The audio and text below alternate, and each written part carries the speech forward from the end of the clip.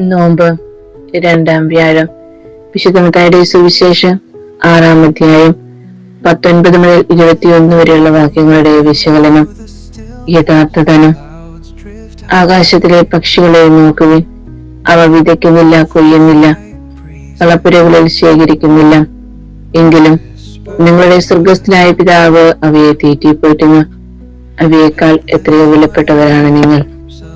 സമ്പാദ്യങ്ങൾ വർദ്ധിപ്പിക്കുന്നതിന്റെ ലക്ഷ്യം ഭാവിയെക്കുറിച്ചുള്ള ആകുലതകൾ അകറ്റുന്നതിനാണ്.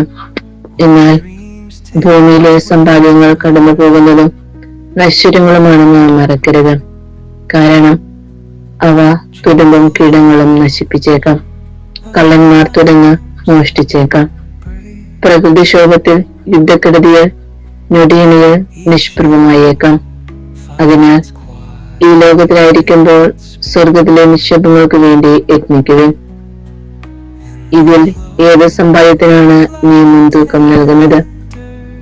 നിന്റെ ഹൃദയത്തിന്റെ ചായ്വ് അനുസരിച്ചായിരിക്കും സമ്പാദ്യത്തിന് വേണ്ടിയുള്ള നിന്റെ പ്രയത്നം. കണ്ണ് ശരീരത്തിന്റെ വിളക്കാണ്, എന്നാൽ ആത്മാവിൽ വെളിച്ചം വീശുന്നത് അകക്കണ്ണ് തുറക്കപ്പെടണം. സ്വർഗീയ കാഴ്ചകളാവണം ജീവിതത്തെ നയിക്കുന്ന പ്രേരക ശക്തി.